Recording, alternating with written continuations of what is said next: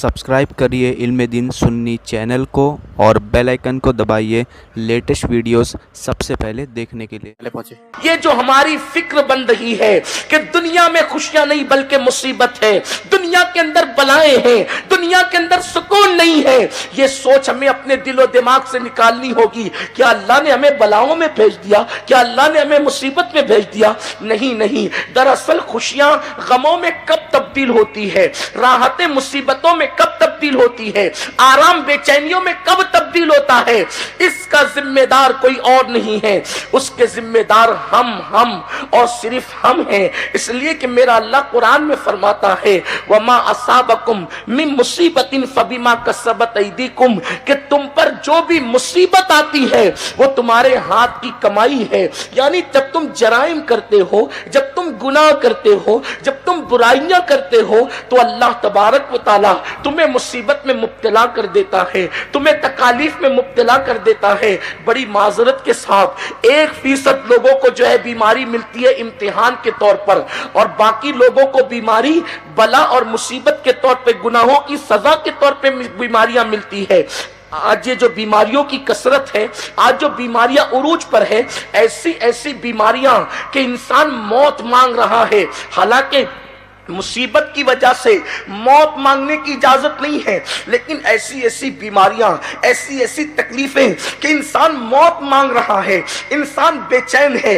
दरअसल ये क्या है? ये हमारे गुनाहों की सजा है। जब इंसान जवान होता है, जवान, तो जवानी की दहलीज पर कदम रखने के बाद अल्लाह रब्बुल इज्जत उसको कितनी नेमत देता है। हुस्न अल्लाह ने दिया, ताकत अल्लाह ने दी, कुव्वत अल्लाह ने दिया, जवानी अल्लाह ने दी, दौलत अल्लाह ने दी, सारी नेमतें अल्लाह ने दी। मगर सारी नेमतें इस्तेमाल कहां की जाती है?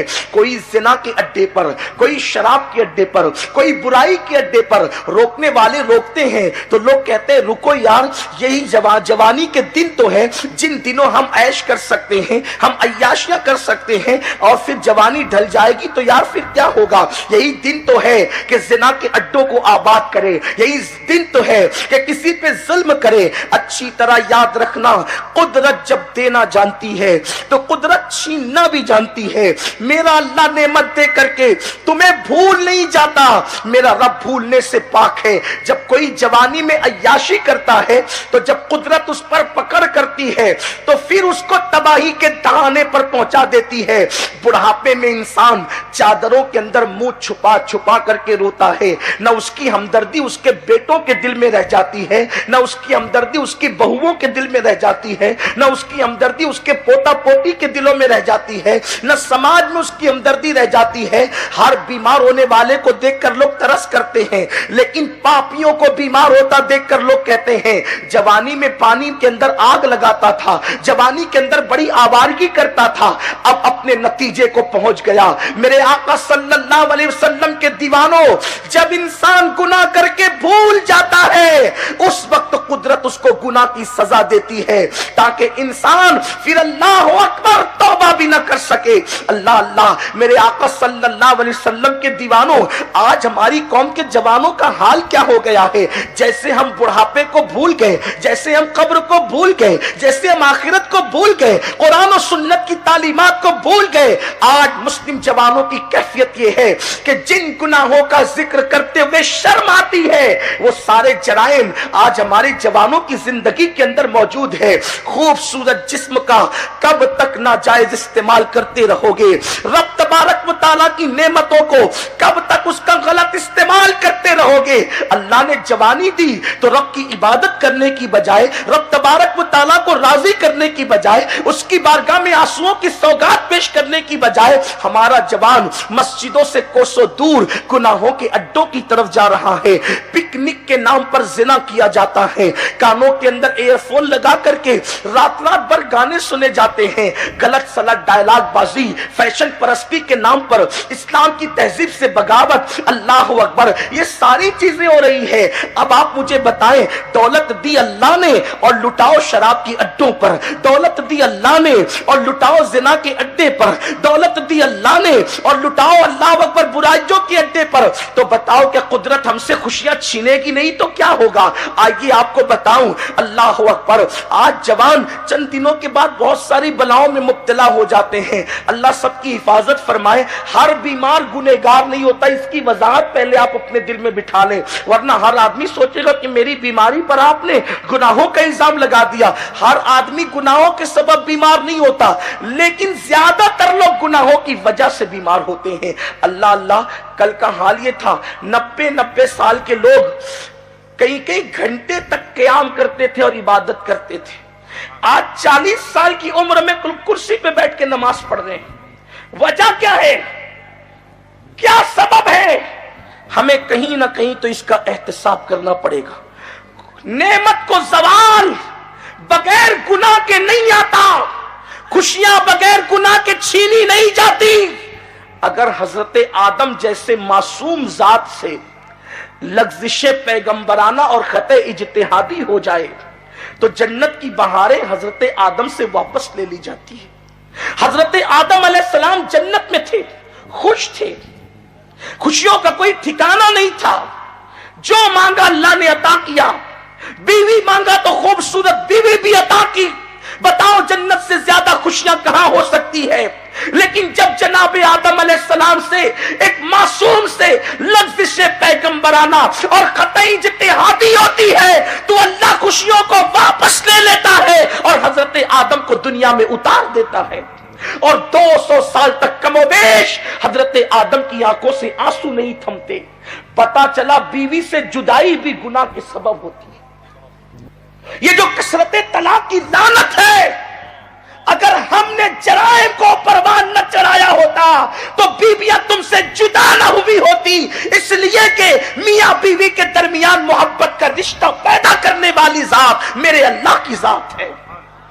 حضرت آدم و حوا میں جدائی ہوئی ایک لغزش پیغمبرانہ کی وجہ سے، خطا اجتہادی کی وجہ سے۔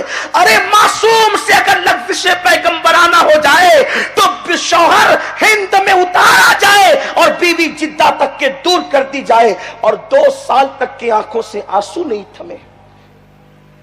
یہ ہمارے لیے مقام عبرت ہے۔ اللہ نے بطور سزا آدم کے ساتھ ایسا نہیں کیا، اس لیے کہ محبوبوں کے حوالے سے بہت غیرت کا اظہار کیا جاتا ہے، ان کے ساتھ کچھ کر کے ہمیں دعوت عبرت دی جاتی ہے، ہمیں عبرت کی طرف بلایا جاتا ہے۔ میرے پیارے آقا صلی اللہ علیہ وسلم کے پیارے دیوانوں، اب پتا چلا میاں بیوی کی جدائی کا سبب کیا ہے، اب پتا چلا گھر کے چھین جانے کا سبب کیا ہے۔ جنت تو آدم علیہ السلام کا گھر ہے، جنت تو آدم علیہ السلام کا گھر ہے، جنت آدم علیہ السلام کا وطن ہے، جنت آدم علیہ السلام کے لیے ہے، آدم جنت کے لیے، جنت آدم کے لیے۔ لیکن وہ گھر کیوں لے لیا گیا؟ پتا چلا گھر سے بے گھر بھی گناہ کی وجہ سے کیا جاتا ہے۔ میں حضرت آدم علیہ السلام کو گنہگار نہیں کہہ رہا ہوں، لیکن عبرت کا مقام ہے۔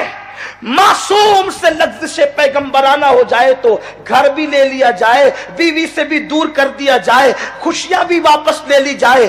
جب معصوم سے لغزش پیغمبرانہ ہو تو اس طریقے سے نعمتیں واپس دی جاتی ہے۔ اگر ہم گنہگار پاپیوں سے گناہ ہو، وہ بھی کون سا گناہ؟ اللہ اکبر، جن گناہوں کا حال یہ ہے رات کے 3 بجے تک انٹرنیٹ پر بیٹھ کر زنا کے مناظر، اپنی طبیعت کے مطابق گندگی، وہ فلمیں، اللہ اکبر، جو تمہارے ایمان کو لوٹ رہی ہے، وہ گانے جو تمہارے ایمان پہ سوالیہ نشان کھڑا کر رہے ہیں، کبھی ماں باپ کو دھکا دینا، کبھی مسجدوں کو ویران کرنا۔ اللہ اللہ، آپ مجھے بتائیں ہمیں خوشیاں کہاں سے نصیب ہوگی؟ میرا اللہ قرآن میں فرماتا ہے وَمَا أَصَابَكُم مِّن مُّصِيبَةٍ فَبِمَا كَسَبَتْ أَيْدِيكُمْ، کہ تم پر جو بھی مصیبت آتی ہے وہ تمہارے گناہوں کے سبب سے آتی ہے۔ اللہ کی عزت و جلال کی قسم، اگر مسلمان گناہوں سے اپنے رشتے کو توڑ لے، اگر مسلم جوان گناہوں سے اپنے تعلقات کو توڑ لے، اللہ رب العزت وہ خوشیاں عطا کرے گا کہ خوشیاں سمیٹ نہیں سکو گے، ہمارا دامن تنگ پڑ جائے گا، خدا کی دی ہوئی خوشیاں کبھی کم نہیں ہوگی، ہمارا دامن تنگ پڑ جائے گا، خدا کی دی ہوئی دولت کم نہیں ہوگی، ہمارا دامن کم پڑ جائے گا، خدا کی نعمتیں کم نہیں ہوگی، اس لیے کہ اللہ نے نعمتیں بچا کر رکھنے کے لیے تھوڑی نعمتیں پیدا کی ہے، وہ تو بے نیاز ہے، اس نے نعمتوں کو دینے کے لیے نعمت پیدا کی ہے۔ اور سنو سنو، میرے اللہ کے خزانے کی شان یہ ہے، مصطفیٰ جان رحمت غیب دا نبی صلی اللہ علیہ وآلہ وسلم فرماتے ہیں اگر سارے اولین اور آخرین مل کر کے ایک میدان میں جمع ہو جائے، دھیان سے سننا، میرے رب کی جوادی اور کریمی کا حال کیا ہے، وہ کیسا جواد و کریم ہے، اس کے خزانے کا حال کیا ہے، اللہ اکبر اللہ اکبر۔ میرے کریم آقا غیب دا نبی صلی اللہ علیہ وآلہ وسلم فرماتے ہیں کہ ایک میدان میں سارے اولین اور آخرین جمع ہو جائے، ساری مخلوق اکٹھا ہو جائے اور سب مل کر کے اپنی من مانی مرادیں رب کی بارگاہ میں پیش کرے، کوئی کہے مجھے یہ چاہیے، کوئی کہے مجھے یہ چاہیے، کوئی کہے مجھے یہ چاہیے، ہر مانگنے والی مخلوق کی مراد اللہ اس کو عطا کر دے، سب کو نعمت دے دے، پھر بھی میرے اللہ کے خزانے سے اتنا بھی کم نہیں ہوگا جتنا سمندر میں سوئی ڈال کر نکالنے سے کم ہوتا ہے، جتنا سمندر میں سوئی ڈال کر نکالنے سے کم ہوتا ہے اتنا بھی میرے اللہ کے خزانے سے کم نہیں ہوگا۔ اللہ رب العزت کے خزانے کی شان یہ ہے، لیکن اس نے تو دینے کے لیے نعمت پیدا کیا، اور پھر جب وہ دیتا ہے اس وقت تک واپس نہیں لیتا جب تک کہ بندے خود ایسے اسباب نہیں پیش کرتے، خود ایسے حالات نہیں بناتے، جب تک کہ وہ ان کے حالات جب تک وہ خود ایسے نہیں بناتے کہ نعمت چھن جائے، اس وقت تک اللہ نعمت نہیں چھینتا۔ میرا رب فرماتا